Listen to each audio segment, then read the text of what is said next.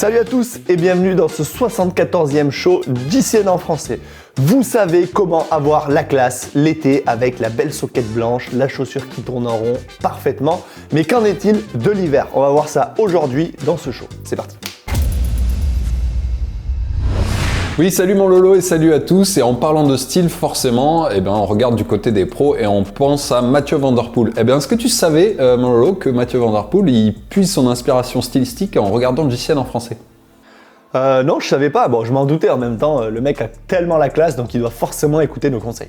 Oui, tu sais pourquoi je dis ça? Parce qu'il a récemment donné une interview à nos collègues anglais et tu sais quoi? Il a répondu ça, on l'écoute. Leg warmers over or under your socks? Over now. It used to be under, but it's over now. Why did you change? A good question. I don't know, just... Okay. You don't have to have a reason. Bah écoute, merci Flo pour cette magnifique introduction grâce à Van Der Piscine. Mais du coup, comment rester stylé sur le vélo, que ce soit en ville ou à l'entraînement l'hiver? Je sais que c'est moi l'expert style, j'ai 2-3 idées, mais donne-nous les tiennes Flo. Oui, je suis sûr que tu voulais que je commence, comme ça tu vas pouvoir les critiquer, mais bon, à tes côtés, Lolo, j'ai quand même beaucoup appris, donc je vais tâcher de ne pas dire trop de bêtises. Bon, la première des choses, on va reprendre ce qu'a dit Mathieu Van Der Poel, c'est la fameuse règle maintenant de la chaussette par-dessus ou par-dessous. Donc on l'a dit et répété, à ne pas confondre, désormais la mode, c'est les chaussettes sous les jambières ou sous les cuissards longs. Mais moi j'aimerais que tu nous expliques, Loïc, pour rentrer dans le détail, c'est l'ourlet, la technique de l'ourlet. Ah, mais alors là, l'ourlet, c'est différent, Flo. Ok, la chaussette est en dessous du cuissard, mais l'ourlet, c'est si votre cuissard est trop long, parce que c'est quand même éclaté. Ça, c'est, tu vois, c'est l'erreur que tu fais à chaque fois avec tes jambières ou ton cuissard long. C'est que, ok, t'as la chaussette en dessous, mais t'as le cuissard qui est au ras de la malléole. C'est dégueulasse. Il faut que le cuissard, il soit remonté un peu, tu vois. Il faut que t'aies un bon 10-15 cm de chaussettes, comme quand tu as les chaussettes hautes avec les jambières nues, tu vois, en cuissard long, en cuissard court. Donc si le cuissard est un peu trop long, on y fait 2-3 petits ourlets, et je sais que la technique a été adaptée par certains professionnels, dont Doudou, Anthony Turgis de Total Direct Energy, et je crois qu'elle reste inchangée dans pas mal d'équipes. Tu vois Lolo, j'ai même une technique pour éviter de se poser la question, c'est l'usage de la couvre-chaussures ou sur-chaussures, c'est comme vous voulez, parce qu'au moins vous avez pu vous poser la question, est-ce que les chaussettes doivent être en dessous ou en dessus? Mais il vaut mieux quand même suivre les conseils de Loïc en dessous, parce que s'il commence à faire chaud, il faut les enlever. Il y aura forcément une brigade du style pour venir vous rappeler que vous n'avez pas bien mis les chaussettes. Donc en tout cas, c'est la première des règles à respecter en hiver, mais il y en a plein d'autres. Allez, je vais essayer de lister quelques trucs et puis tu compléteras Loïc. Déjà, manchettes et jambières, ça va sous le sens, mais c'est sous vos vêtements, donc les manchettes c'est sous le maillot et les jambières c'est sous le cuissard. Donc ça, on est d'accord. Mais j'aimerais aller un peu plus loin. En hiver, privilégier plutôt cuissard long et maillot long aux manchettes et jambières qui sont censés être des intermédiaires, donc pour la mi-saison, puisqu'ils permettent d'être enlevés en fonction de l'évolution des températures notamment. Et un cuissard long sera toujours plus confortable et tiendra plus chaud par exemple qu'un cuissard court d'été avec des jambières. Donc là, c'est pas qu'une question de style, mais c'est aussi une question de confort. Qu'est-ce qu'on pourrait rajouter? On pourrait dire que il y a certaines choses à ne pas faire aussi, notamment quand on allie des jambières ou des manchettes. Donc par exemple, mettre un cuissard long avec un maillot court et des manchettes. C'est soit on se met tout en long, soit on se met tout en court, tu vois, mais c'est un peu bizarre. À la limite, en général, on a plutôt tendance à avoir froid en haut du corps. Donc on pourrait imaginer mettre un maillot long et un cuissard court au printemps, mais l'inverse, ce serait quand même très bizarre, Lolo. Toi, tu penses à quoi? Ouais, moi je pense surtout à revenir sur la question des coupe-chaussures. Moi, selon moi, les coupe-chaussures, c'est interdit. J'explique. Parce que tu sors pas quand il fait froid. Déjà. Non, pour moi, la meilleure alternative, alors à la limite, les coupe-chaussures chaussettes, mais ça tient pas vraiment très chaud. Donc ça, c'est vraiment aléatoire. Moi, je mettrais plutôt les pointes. Tu sais, les coupe-chaussures qui te font juste la pointe du pied pour pas que t'aies froid à tes petits orteils.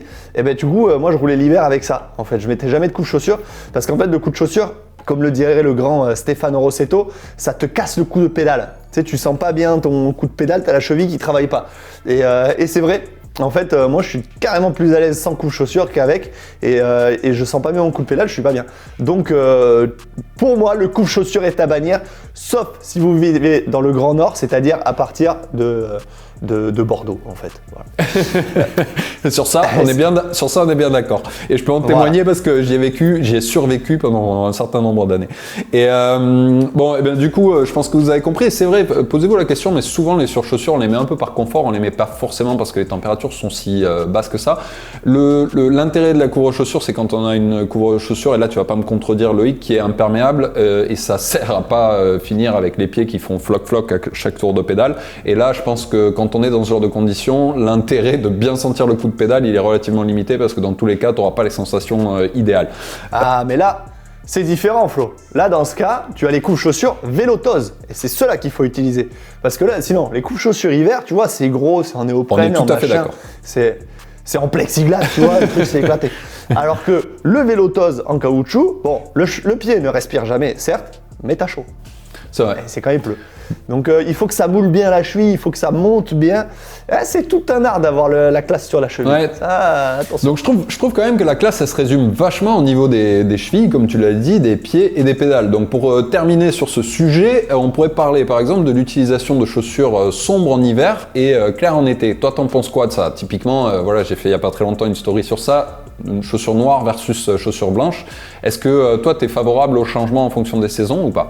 Ouais, carrément, mais je suis favorable quand on les utilise beaucoup en soi et quand on les utilise aussi sous la pluie. Parce que là, on parle clairement des coursiers, hein, Florian. Donc les coursiers, ok, une paire noire pour l'hiver, pour l'entraînement, et voilà. Et après, dès qu'on arrive au beau jour, on sort la soquette blanche, la chaussure blanche, et là, on met en place la grande classe. Mais pour le commun des mortels cyclistes, j'ai envie de te dire, pour moi, on peut rouler en chaussures blanches toute l'année. Oui, après, j'ai reçu quelques commentaires qui disaient oui, bon, encore faut-il avoir le budget. Alors c'est vrai que ça demande d'investir dans une deuxième paire, mais si vous y réfléchissez, avoir deux paires, ça signifie aussi les changer 2 fois moins souvent. Donc surtout si on achète dans des indémodables qui sont une paire toute noire et une paire toute blanche, a priori, il n'y a pas de raison de les changer tous les ans. Je pense que c'est aussi complémentaire de ce que tu as dit, c'est-à-dire que si tu utilises de façon très rare et avec parcimonie les couvre-chaussures, c'est bien de ne pas utiliser des chaussures blanches en hiver parce qu'elles risquent de charger un petit peu et de ne pas rester blanches très longtemps. Donc voilà, on reste dans une idée pour garder le style. Si on remonte, parce que là, bon, c'est bien la cheville, machin, le pied, mais si on remonte au niveau de la tête, Flo. Ouais. Et là, pareil, il y a des grosses erreurs qui sont commises.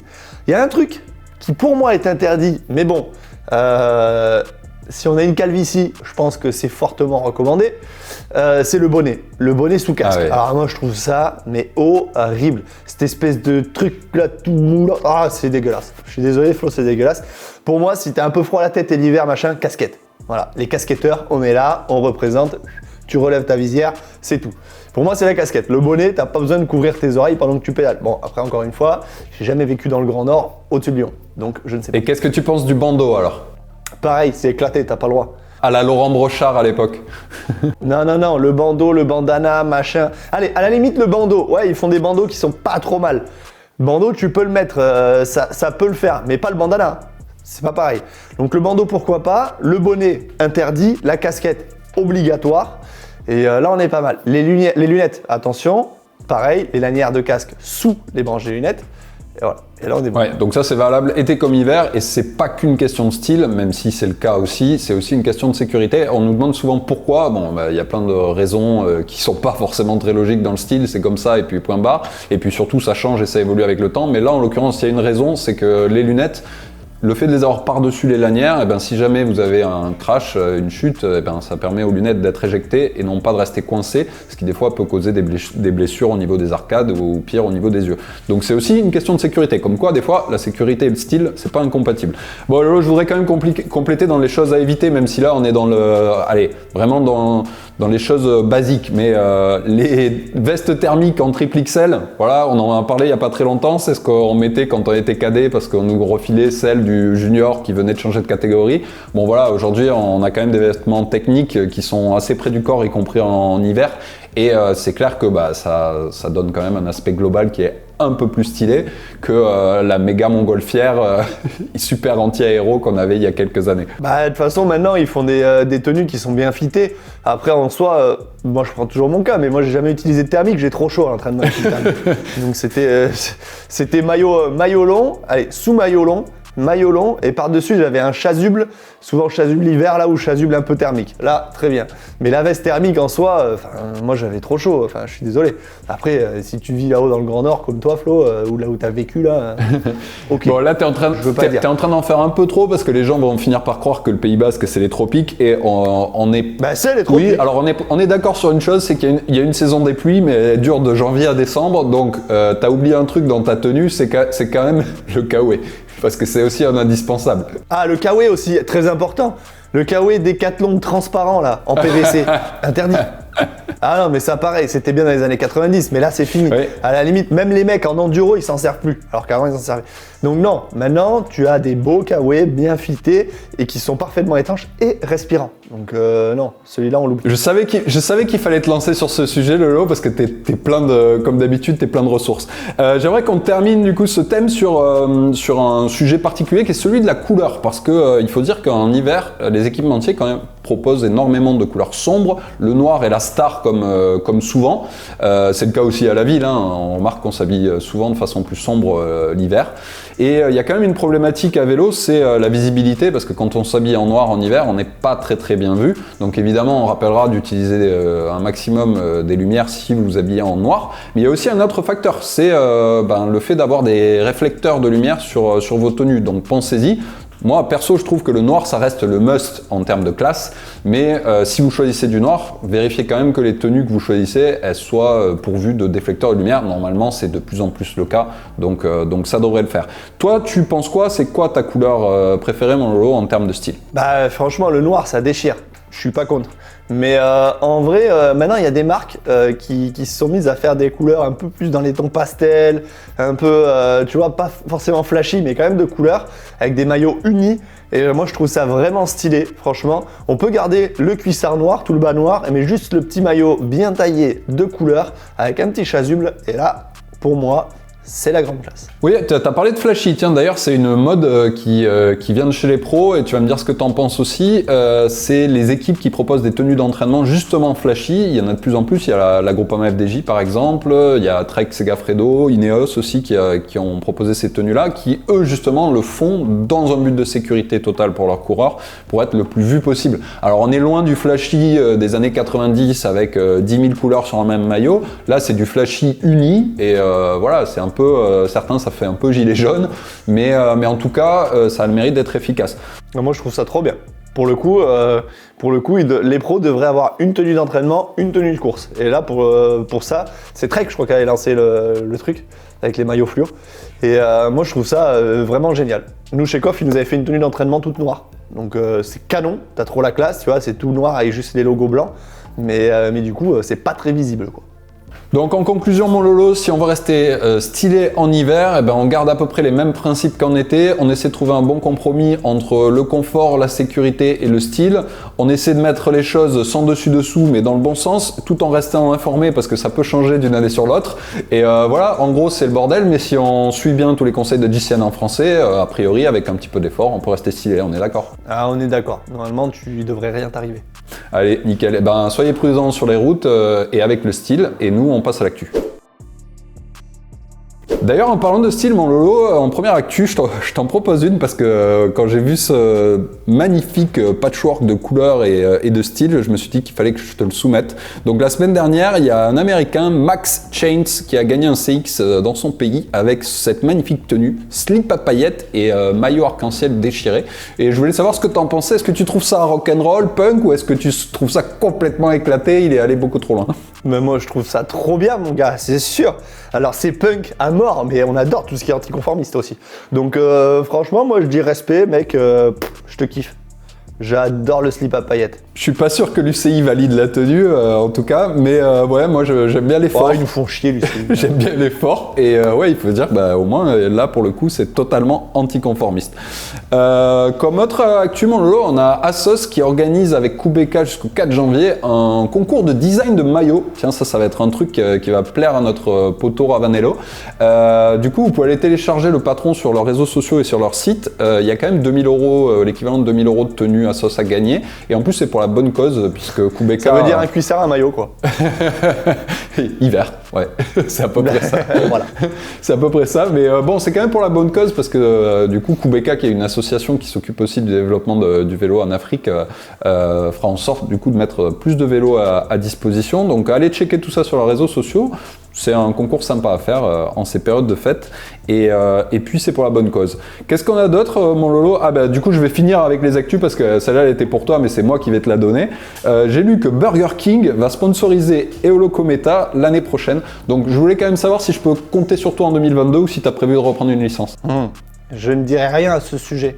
Allez, laisse pas le suspense, comme ça je veux quand même savoir si en janvier je vais me retrouver solo avec le poteau yo-yo ou si tu seras encore là. J'avais prévu de reprendre une licence et tout, mais vu que tu m'as ken la dernière fois, tu m'as fait faire un test FTP, j'ai vu que j'étais plus trop dans le match, tu vois. Donc je pense que ça va être compliqué.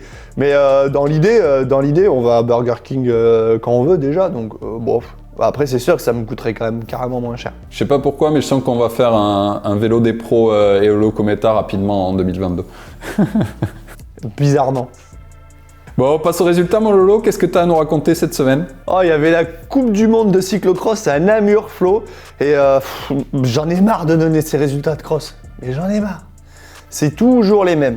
Donc du coup, chez les hommes, on a Van Torenhout qui l'emporte. Ah bah c'est pas les mêmes, hein. Je suis désolé, mon Lolo, c'est sa première victoire en Coupe du Monde. Hein. J'arrive. Ouais, mais c'est les mêmes, on parle toujours des mêmes. Derrière, on a Pidcock qui va faire 2, avec son magnifique Pinarello. Tu le sais. Et en troisième, on a Toonarts. Voilà. Pour l'instant, c'est les mêmes gaziers. On passe aux femmes. Et là, les femmes, là, je vais le dire quand même, parce pas trop que te contredire. C'est les néerlandaises, hein. Encore une fois. Voilà, les 3 premières néerlandaises. Brand, Betsema et... Ah non, une nouvelle. Peters. Puk Peters. Ça fait un moment qu'on l'a pas vue, elle. Ouais, on a une belle 6e place aussi de notre Frenchie Hélène Clausel, pardon. Qui du coup 6e sur une Coupe du Monde, elle nous a habitués à faire de belles perfs, mais c'est bon à noter. On avait, donc ça c'était dimanche Namur, mon Lolo, mais samedi on avait aussi une autre Coupe du Monde pour le coup, qui a été remportée celle-ci chez les hommes par Tom Pidcock, sa première victoire de la saison, on l'avait dit, il montait un peu en puissance crescendo, devant Eli Orbit et Michael Van Torenhout, qui comme tu l'as dit a gagné le dimanche. Et là, chez les femmes, je sais que tu vas le dire, encore un triplé néerlandais, mais c'est Marianne Vos qui l'a emporté. Elle aussi, ça faisait un petit moment qu'elle tournait autour, elle avait failli gagner la semaine dernière, mais là elle l'a emporté devant Lucinda Brandt et Denise Betsema, donc des noms qu'on connaît bien en cyclocross. Mais allez, à retenir de ce week-end, c'est la première victoire de Tom Pidcock en Coupe du Monde. Donc ça va lui faire plaisir. Ça va faire plaisir à Marie, ça. Et oui, ça va faire plaisir à Marie, notre community manager. On la salue. Qui est une grande fan de Tom Pidcock. Exactement. Et, elle l'idolâtre. Mais c'est intéressant pour la confiance parce que dans les semaines à venir, on devrait le voir à nouveau se battre contre Wout van Aert et Mathieu Van Der Poel. Donc affaire à suivre. On termine mon Lolo avec le vélo de la semaine et là c'est moi qui l'ai choisi donc je vais en parler, mais surtout parce que ça faisait un petit moment qu'on présentait des vélos très chers et plutôt haut de gamme, et là j'ai voulu primer la photo, l'intention et l'idée qu'il y avait derrière. Donc c'est un vieux cadre Peugeot comme tu peux le voir, en acier, qui m'a l'air ma foi très bien entretenu, avec un guidon un peu particulier avec cette espèce de double prolongateur là.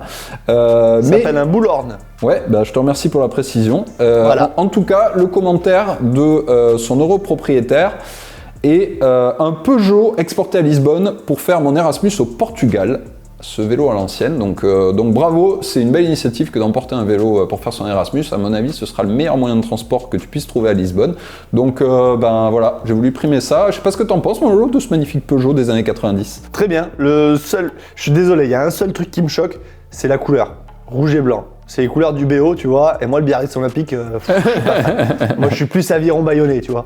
Donc, mais sinon parfait, le cadre et tout il déchire, non, très bien. On va encore se faire des amis, mon Lolo. En tout cas, à la fin du mois, forcément, on fera le sondage pour le vélo du mois et continuer à partager en masse vos plus belles photos de vélo sur l'application JCN. Et puis, mon Lolo, tu sais quoi, je vais te souhaiter de bonnes fêtes et on se retrouve la semaine prochaine pour le show le plus attendu de l'année. Parce que c'est notre bêtisier 2021 et mon petit doigt me dit qu'on a encore pas mal de choses et pas mal de loupés cette année. Ouais, c'est clair. Merci Flo, joyeuses fêtes à toi et toute ta famille. Amuse-toi bien en Sicile. Merci mon poulet. Un Noël en t-shirt. Et bisous à tous, on se retrouve très vite. Et moi aussi, j'ai trop hâte de la voir, cette vidéo avec les bloopers. On va bien rigoler. Allez, salut! Ciao!